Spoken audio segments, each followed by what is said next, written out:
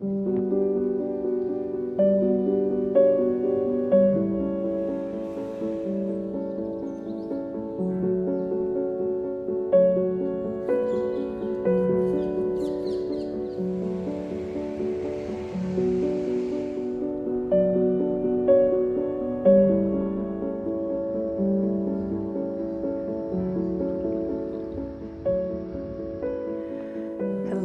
and welcome back, or welcome. This is my second podcast, and my name is Annalisa. I'm a knitter based in London. This is Lola.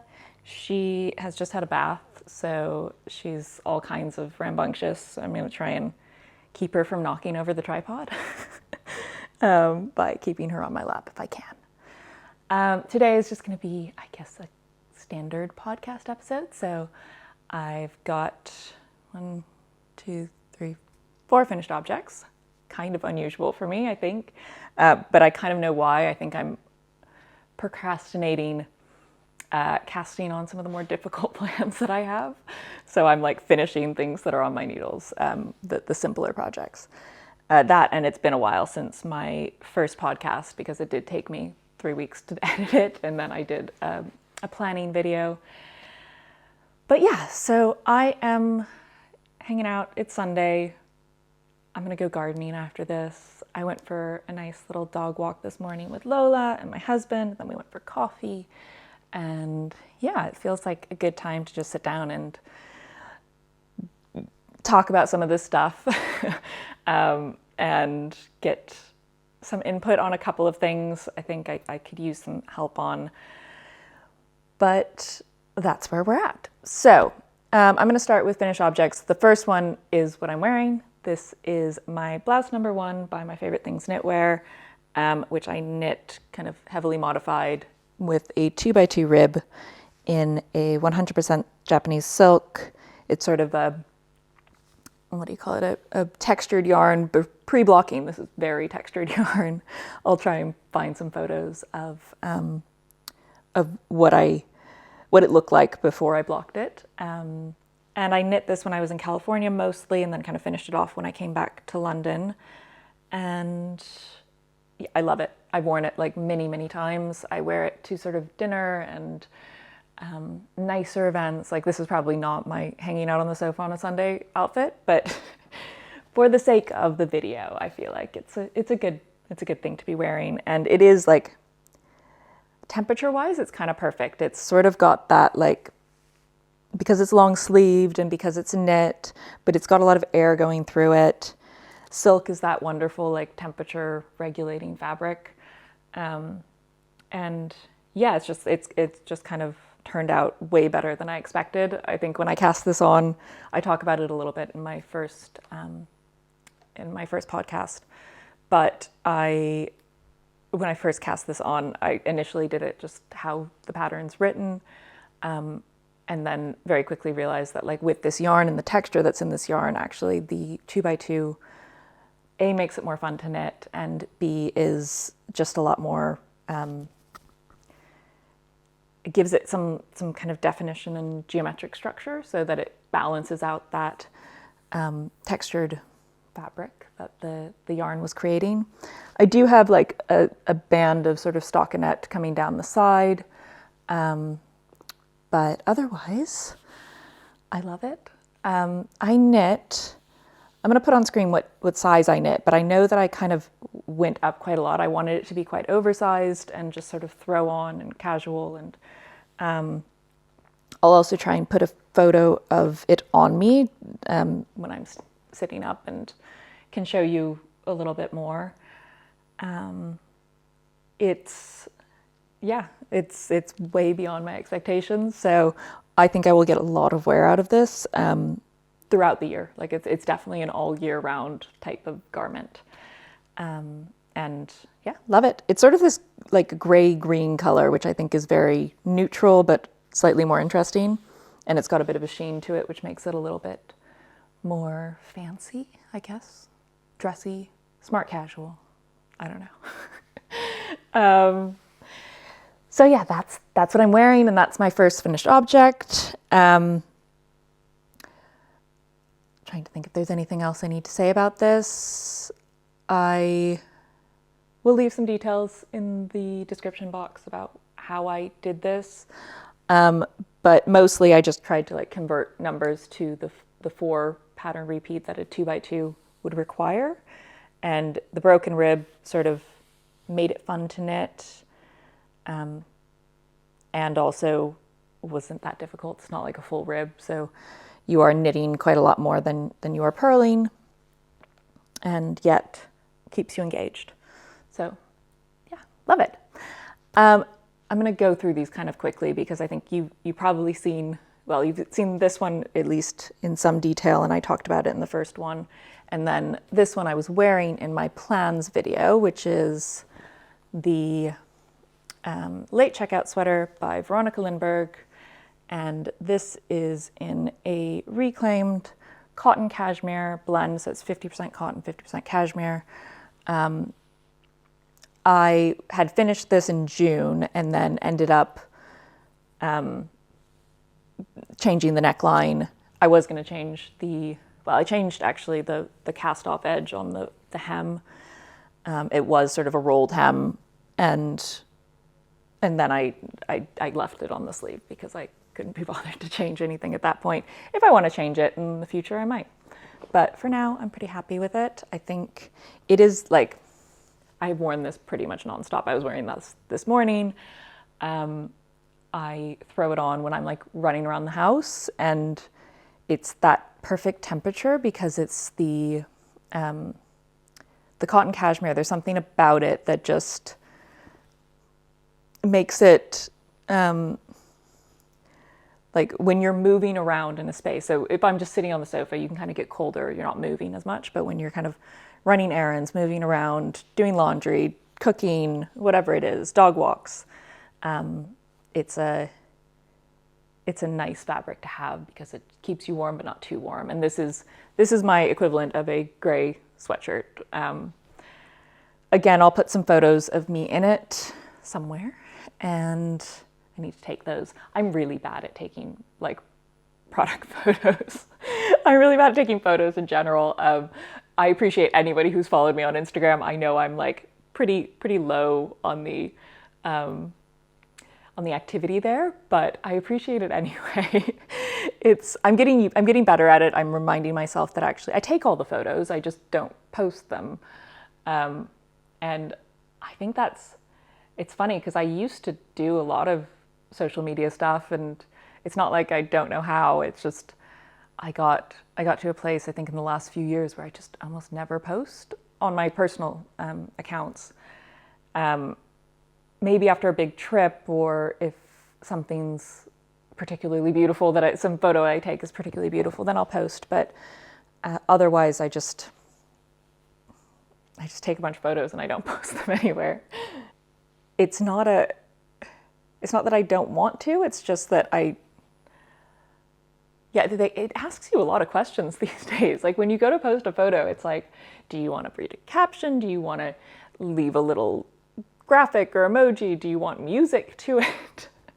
The music thing really throws me off because I'm like, oh, I don't know if I have a soundtrack for this moment in my life. But anyway, moving on. Love this. The modifications I made to this. So I knit this pretty much to pattern. I think some of the modifications, I think I knit, I'll put the size that I knit, and then one of the modifications that I made to this jumper, and to pretty much every time I've knit this one, because I've actually knit this 3 times. It's just a great drop shoulder classic pattern that you can alter to make fun and interesting how you want.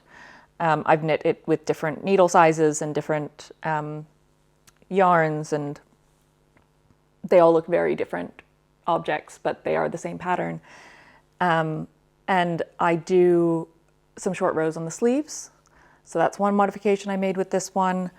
I also definitely picked up more stitches on the sleeves than she does. I don't know exactly how many, but I probably have notes of it somewhere. I did half twisted ribs on the details, so 2x2 half twisted rib, which just makes it like quite nice and neat. I obviously did the rolled hem on the sleeves, but that's that's that. I did a split hem, so ever so slightly longer in the back than in the front. Just again, because I wanted it to just fit really casually and nicely. And then, what else did I do? Oh, I did the welts on the neckline. So I did a sort of, yeah, just welts. I'll leave the video, I think it's Sophia, did a little video on like how to do this, and I follow her channel and I saw it and I was like, oh yeah, I could do that. I know certain patterns do it, and it gives me that, for me it definitely gives me that vibe, that sort of sweatshirt vibe that I was going for with this one. Yeah, that's that. I love the back of this. I love the way that the shoulders are kind of that thick but simple increases, and yeah, big fan of this one. I wear it, like I said, all the time. I've worn it probably every other day since I took it off the blocking mat, so happy days. The next finished object, I'm going to finish with that one.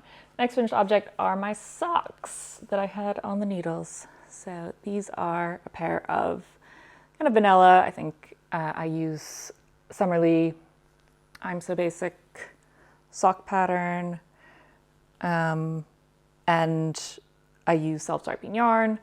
I had finished one of them, but the toe, my Kitchener stitch had done something wrong, and so I took that out, and then I just ended up using up, because I wanted to use up as much of the yarn as I could, and I've literally used up, I think, one round worth of colors left over, so I'm very happy with that. I know people talk about like yarn chicken, and because of the way that I knit, where I'm often knitting with reclaimed yarn, I'm always playing some form of yarn chicken, but I kind of don't think of it that way. I would like to be using as much of the yarn that I have for the project as possible. So, without sounding incredibly corporate, I think of it as like strategic resource allocation instead of yarn chicken. I'm sure there's some, if I was more social media savvy, some kind of like reel you could do about knitters in the office, or maybe somebody's already done it, where somebody's like, where you're just like, Bob, are you playing yarn chicken? Anyway, the things that entertain me. Anyway, these are great. I'm very happy with them. They're definitely smaller, so I knit them on smaller needles than I usually do, mostly because I think I had a pair this size, or I had a set of needles that were this size for sock knitting, then I broke them. And then I have a few others that are kind of slightly bigger. I will put the numbers of the sock knitting needle sizes that I use, but I use a variety of them, and then I keep the stitch count the same because I'm still working out what I like, I think, in my socks, and they all kind of fit.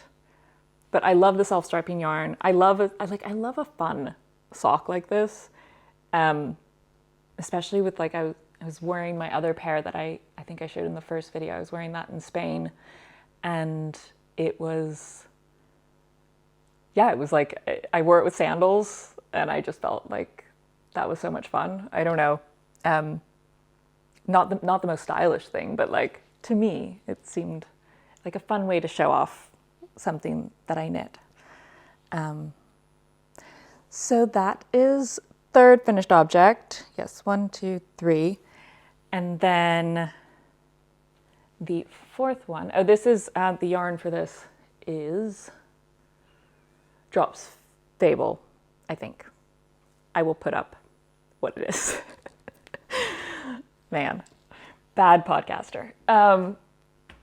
We're gonna move on from that. I love self-striping yarn. I haven't gotten into socks without self-striping yarn, like the sock weight yarn socks versus like DK or chunkier house socks. Those I can do otherwise, but I just get so motivated to like just do a round of color, like a stripe of color with the self-striping, and that just makes them kind of chug along. So I don't really know what's next on my sock agenda. I was recommended some socks from my last video, from the planning video. Can I just say, like, it's so cool to be able to put out like a simple question about like, oh, you know, I would love recommendations for slipover or vest patterns. And the amount of recommendations, like I think my favorites list went up by about 20, just because of all the recommendations that you guys gave. And I was thinking about this yesterday when I was walking around, and I was like, I don't have anyone in my life I could ask that question to, and they would have any clue how to answer it. And yet I've got people who will happily, like, I knit this one, or I haven't knit this one, but it's on my list. And I think I've got some really good ideas in there. So I haven't figured out what I actually want to knit, but I have other things that I have in my plans that I will probably address first, and then, depending on how those go, get to the vest slipover side of things. Okay, so the final finished object is definitely the one that I'm like happiest with right now. That's not true. I love this one. I love my gray one. I love my socks. I'm a happy knitter right now. But this is my hipster hat, and she's very pretty. This is, again, from reclaimed cashmere yarn that I got on Vinted. It is all over 2x2. I did half twisted, which means that the lines don't always line up, but you can kind of very easily shift them if you're feeling like you need lines to line up. And it has this kind of like decrease at the top, which I quite like. The color is honestly what makes me the happiest about this. It is just so pop of color, bright. I had in my mind that I really wanted something like this, and I'm so happy that I do now. She had her first outing this morning. I'll take some photos, or I'll put some photos in. Took her to coffee.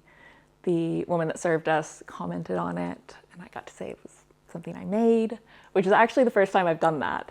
But I think it's such a like stunning color that it just, yeah, it's such a, it kind of catches your eye, and it definitely pops in, especially this time of year where, you know, the clouds are changing and it's gray and it's, you got like patches of blue sky, and yeah, I'll put photos in, and I'll put them on Instagram too.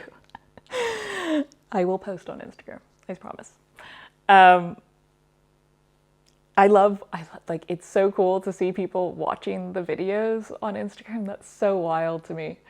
All of this is wild to me, but I'm enjoying it because there's no other way to think about it. I think you just have to enjoy these things and see the good in them, and see the incredible, like, I don't know, cozy connections that exist in the knitting world. But yes, hipster hat. So what did I do differently? I originally knit this, or I originally started this with the way that the pattern recommends, which is a tubular cast on. Then, but I thought I was gonna make it a little bit bigger. So I was like, oh, it's a 2x2. I'll add 4 stitches so that I can just make it a little bit bigger. Not thinking through the fact that the numbers are actually pretty specific because of the decreases. And at the point where I recognized that that was going to be a problem, I thought it through a little bit further, and I was like, oh, how would I do that? I was like, oh, I could just do it differently for the first round of decrease. And I was like, nope, doesn't work. I flipped it over my head so many times. And then I just decided to rip it back and start over. But by that point, I was just annoyed at myself, so I didn't do the tubular cast on, and I just did a long tail cast on. And I think it's fine. I think the tubular did look better, and if I were to knit this again, I would do the tubular. I think I would also keep the half twisted rib with this. I think it just gives it a bit more of like a graphic, it just makes it, the ribbing just stand out that much more.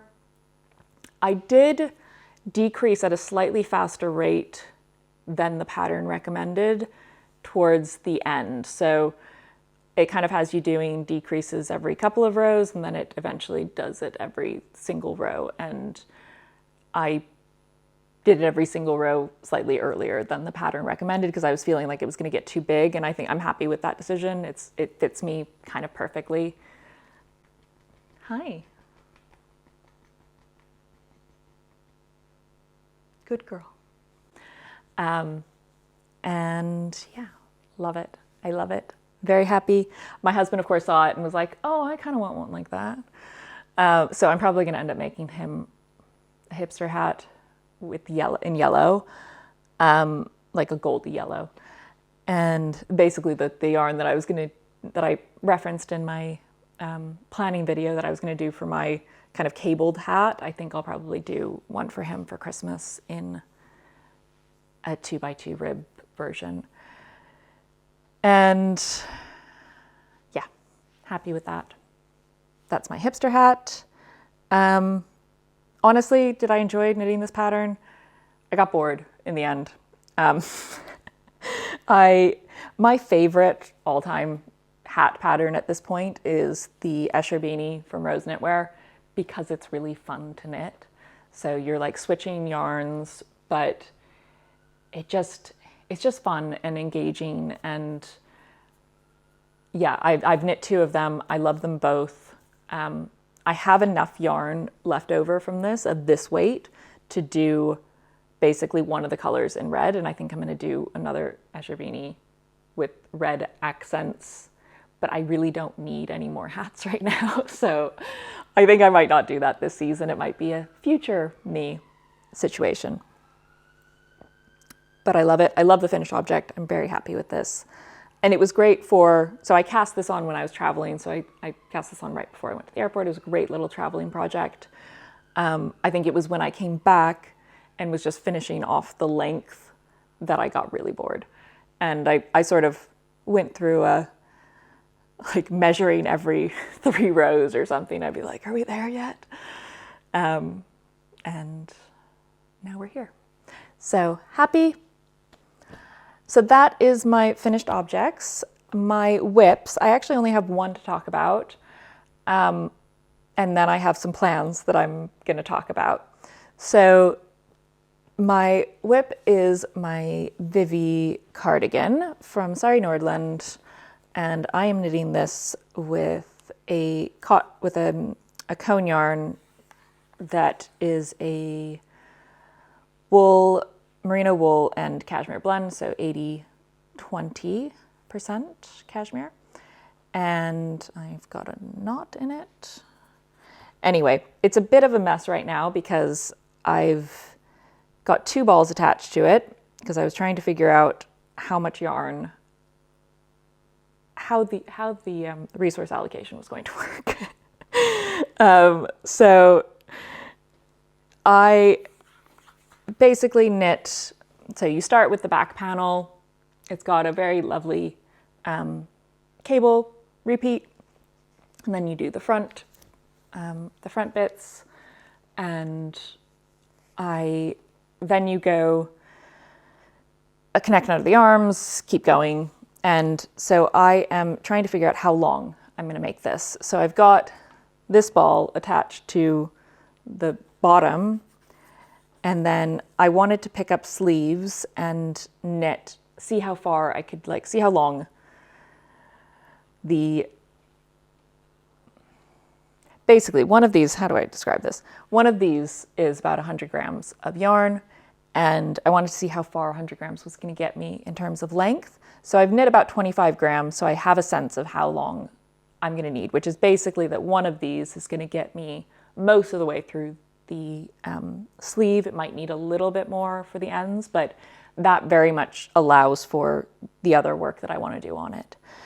So I'm less worried about that. Now, in that process, I have made some alterations to this pattern in a few ways. My goal is that I want this to be more of like a jacket, throw on over knits or over other things. And so I'm making it width-wise, I think I've gone for like a size 3, but then the depth of the armholes and the rest of the, like, definitely the sleeves are going to be a lot bigger than the one she has, the way that she's designed it in the pattern. The other thing that I've done so far, and I'm planning to do a few other kind of alterations to make this more like jackety, but one of them is basically I have added this. So like I would have done this differently if I had thought it through, but basically I've got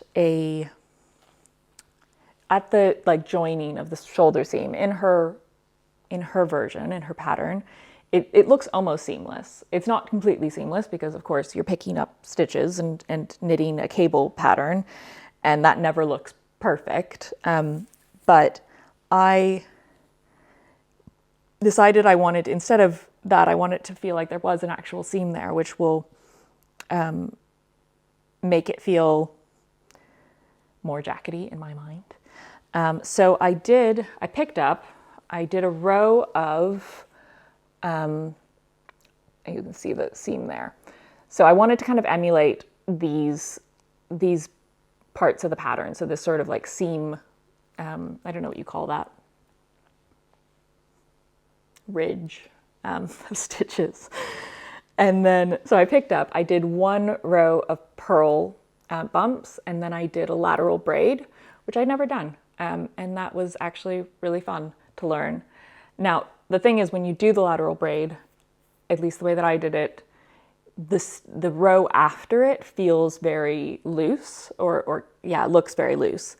That did block out mostly when I blocked this section, because I was like, oh, it's looking a little weird. And then I did 2 rows of seed stitch. That is actually a big alteration I'm doing to this, or modification I'm doing to this, is I'm putting, instead of reverse stockinette, I've done seed stitch pretty much everywhere where there's reverse stockinette. But in this, so I've done 1 row of purls, 1 row of the lateral braid, and then 2 rows of seed stitch, and then another lateral braid. And then I started the pattern for the front panel. So I'm really happy with how that turned out and how it's blocked out. I think it looks cool. When I went to go pick up the sleeves, I thought I was going to do the same thing. And then I was going to do a little bit of a cap in the seed stitch to create a bit more of with German short rows.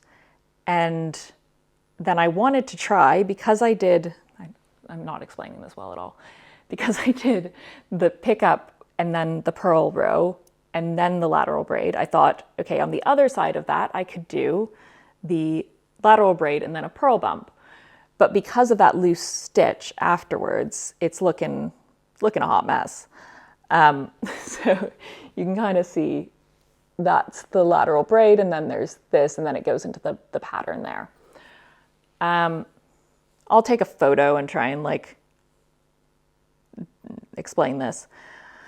The other thing I did wrong when I picked up the sleeves, I think I've picked up probably too many stitches. So I want to reduce that slightly. It looks fine where the lateral braid is, but I think as it starts to do the seed stitch, it just kind of balloons out a little bit. The other thing that I would say I did wrong at this point is, because I went from doing the pattern repeat in flat to doing it in the round, I seem to have confused myself a bit and basically done the cables twists about a row too early for the first few ones. So you can kind of see if, yeah, you might not be able to see, but basically the first few are slightly squatter than the last few when I realized what I was doing. So long story short, I'm going to rip this out. I'm trying to decide if I rip it out all the way back. That, and I feel like because I've got quite a lot more room in the sleeve, I might be adding another repeat of this sort of, this cable plus the ridge. So just add another one there, or add another big one, so that A, it's more interesting for me to knit, and B, it's visually more impactful. I'm sorry if that was incredibly confusing. It's confusing my head too. So, you know, you're not alone. But the long story short is that I will be ripping out pretty much everything I've done on the sleeve so far, all the way back to probably the second lateral braid. I think I'm just going to leave the German short rows. I don't know that they make that much of a difference, especially because I clearly didn't do very many of them. But I think I'm going to leave it and just come back to the second lateral braid that I did before I did the purl bump, and then start the repeat there, reduce the number of stitches in the seed stitch area, and add further kind of cabling details to the arm to keep myself entertained, and also to look good. We'll say that's what I'm doing. Yeah, I think actually the bigger one on either side would look cool. Yeah, I think that's what I'm going to do. I would ask for advice, but honestly, I'm going to, by the time I put up this video, I will have done this because I for sure need this as a project I'm working on. It's definitely something that fits the mindless knitting right now. And as you'll see with my other plans, there's nothing else that's mindless knitting. So, and I really want this object as well. So I wanted to hold off until I filmed this video so that I could show you guys what I'm doing. But yeah, I basically tonight will be taking this back and starting the repeat again. But I feel good about that. I think it'll look really good when it's done. I will try and put a photo of me sort of progress where it is on me at this point. Or maybe I can just put this on actually. Oh no, I've got the, no. I think what I have realized though is that, yeah, I don't need to worry about yarn for the sleeves lengths. I definitely have enough, which means I can use the rest of this to give myself a little more length in the body before I do the ribbing.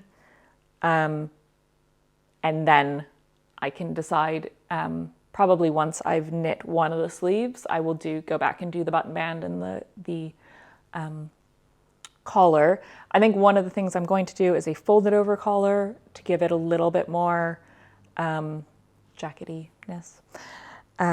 But the question I do have actually, is there some like fancy knitty way to close the loop when you do a folded over collar on a cardigan? Or is it just that you're like seaming it up and trying to make that as seamless as possible? If there's some like special way that you can do it as you're going, let me know. Otherwise, I will just look for videos on kind of how to create that almost like Kitchener stitch or double stitch, some kind of way to close that gap that the folded overness creates. But yeah, I'm still loving the project. I think anytime you hit these sort of, oh man, I have to take that out and start over again. Like you do have to remind yourself that this is all just part of the process. And actually, I love the process. I love being able to knit on this. I'm really enjoying the cable motif. I'm really enjoying all of it, really. So if I have to do it over again, is that really so bad? No, it's good. We're all good. So yeah, that is happening today, but that is my main whip and the thing that I am, is my mindless knitting at this point. So that is that one. So that's the Vivi cardigan by Sari Nordland. I will try to articulate the sizes I'm making for this. I think at this point, I'm probably a bit off pattern. But I think I'll try and articulate how wide versus depth of arms I did. And then whether or not that turns out well, you can decide if you want to make those alterations for yourself. Okay, so then final bit is my plans. So if you didn't see my planning video, I've got a lot of them, but I am, after that video, and honestly, thanks to a lot of the comments, I am feeling a little bit better about the Intarsia project. So the kind of landscape of my two sort of color work options that I'm thinking of for the rest of the fall winter. And so I did a swatch, largest swatch known to man, of for this landscape piece that I'm looking at, which I'm basing on the homestead sweater. And hers, I think I didn't quite realize when I was looking at like how big of needles this is knit on. So this is knit on, is it 8mm? No, I think it's more than that. I'll put it on the screen. But basically this is the swatch. So I've got 3 different yarn compositions in this swatch. The blue is the drops brushed alpaca, 3 strands. The kind of combo is 2 strands of brushed alpaca and 1 strand of drops air. And then the top bit is 2 strands of drops air, which is what the pattern calls for. So that's sort of what I wanted to get a sense of, is how different would it be from like a gauge perspective in terms of look and feel. Would it be if I used dropped air as the pattern recommends versus the drops brushed alpaca, which was my plan, to kind of give it that mohair look that I was looking for. And I think gauge-wise, there's just not a massive difference, honestly. Obviously, you can see the stitches much clearer in the drops air, but I think I kind of like the blurred effect and the sort of watercolor painting look of using the drops brushed alpaca. And yeah, I think that's what I'm going for. It's not total, like there, you can kind of see through it. I don't think I mind that. And yeah, so I don't know, I've watched some videos on Intarsia. Many of you actually recommended some great videos, thank you. And I feel like given the size of the needles that I'm been working with here, it'll actually go pretty quickly once I get my head around stitch fiddle and creating the motif in the way that I want it to be. So that's my next step, is figuring out stitch fiddle and how I can turn what the homestead is into what I kind of have in my head. And then I need to order some more brushed alpaca. I've got a chunk of it in a few different colors, and I will need to order a few more other colors. I think this is going to be one where I end up like ordering a few balls here and there and then seeing how far that gets me, because I'm going to be working with 3 strands, and I will probably put sort of like different mixes of colors in each of the sections that I do to create that more interesting effect. I think I can also imagine, because I'm looking at the like back of this swatch, I can also imagine that some areas like I would want to do reverse stockinette, because it will create texture, or yeah, even like seed stitch or whatever it is that just kind of gives it a bit more differences. Basically, it's a big experiment. But I think in terms of actually knitting this, I'm going to need to be, I'm going to need to be like very sit down. I suspect I could do like quite a lot in a weekend where I just focused on this and did, you know, one of the panels. The 2 big panels that involve the intarsia are the front and the back, obviously, and then the sleeves are actually just plain. And I'll probably decide whether or not I want to do that, or if I want to do a bit of a gradient with the sleeves, which I think I probably will. And yeah, I'm actually kind of excited about it, because it's less scary, because I kind of understand what I'm doing a little bit more. And I can see just focusing on it for like, you know, one of the days of the weekend and doing that a couple of weeks in a row and being able to make some progress on it, simply because it's like enormous gauge. Yeah, the reason I cast on such a big gauge is like, or such a big swatch, is I just didn't think about it. I was like, oh, I'm just going to put like 20 stitches on the needle or something, and then add some for good luck. and not thinking about the fact that like the gauge for this pattern, I think, is 10 stitches or something. It's so not what I'm used to knitting. And yeah, I'm looking forward to it. I think it could be really cool. And then if I decide actually in the future I want to do versions of this that aren't on quite such a big gauge, I could do that. Although that sounds ambitious for even me. Anyway, that's definitely one that I think probably next weekend I will sit down and try and, if I get the yarn in time, sit down and try and start that process and just see how far I get. But yeah. And then the kind of final plan that I'm really working towards is the Carta vest. So this is a pattern that I talked about again in my plans video. I was kind of in my head imagining this was going to be kind of a simple one. And then I downloaded the pattern and it's like 22 pages of line by line instruction. And it took me a minute to wrap my head around. I tried like just casting on.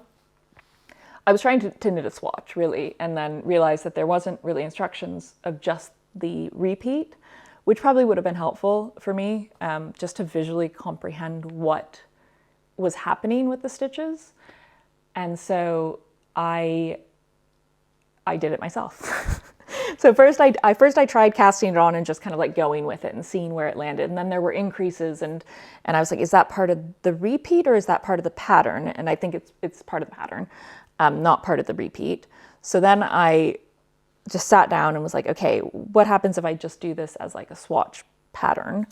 And what you end up with, and I'm not going to hopefully give too much away because if anyone can read this, then good for you.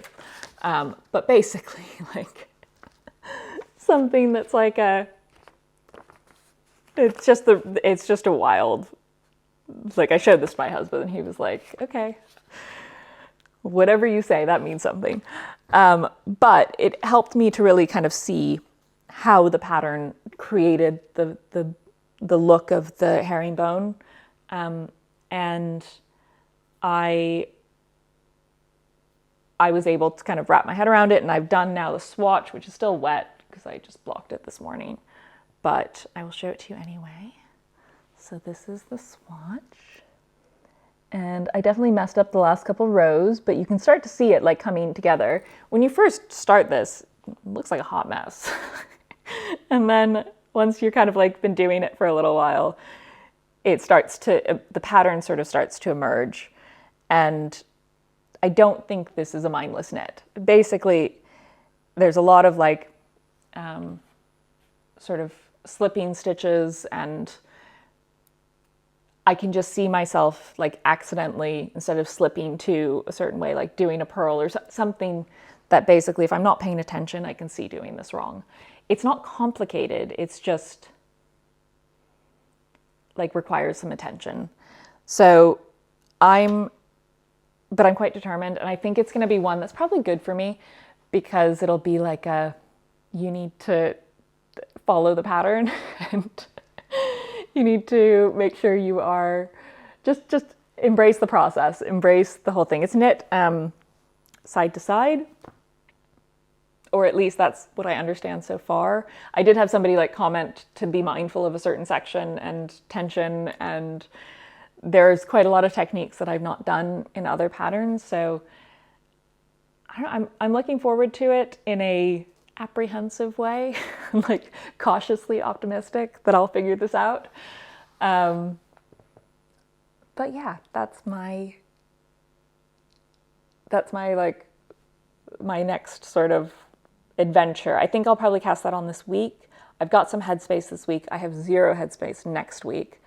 So I'm hoping to kind of get this video edited, cast this on properly, start kind of making my way through the 22 pages of line by line instruction. And then maybe next weekend, try casting on the homestead sweater. And yeah, got to order that yarn. But yeah, I think that's about it. I guess I just have to, again, thank everyone for being here, watching, your like incredible comments, words of encouragement. This is all really wild to me, but I'm kind of loving having people to talk to about knitting, even if it's just like, oh, have you thought about this? Or is there, yeah, telling me what you've just finished, or I don't know, just it's so, yeah, I haven't had that up to this point in my knitting journey. So I really appreciate it. And I really appreciate everybody who engages with these videos in any way. Thank you very much. And I'm hoping my next video will actually be my kind of instructions for deconstructing. If you have specific questions you want to know about the deconstruction process of, whether that's, I think I'm basically going to do sort of finding the pieces and keywords and filters and things that I put on to my searches to kind of find the pieces that I work with. I'll talk a little bit about like the pros and cons of some of the outcomes of the yarn. And then I'll probably go through like a step-by-step process of actually what are the steps to get there? And where do you have options to kind of, I don't know. So a lot of people ask me if I sort of soak the yarn before I cake it up into balls. I do sometimes, I don't other times. And I'm not sure if I'm noticing a massive difference. It's sort of like if I'm feeling like doing things well, then I might do it. If I'm feeling lazy and I just want to like, it's faster to not. But yeah, specific questions about that, please let me know. And otherwise, I hope you are having a wonderful weekend, whenever I get this live. And thank you so much for being here. Bye.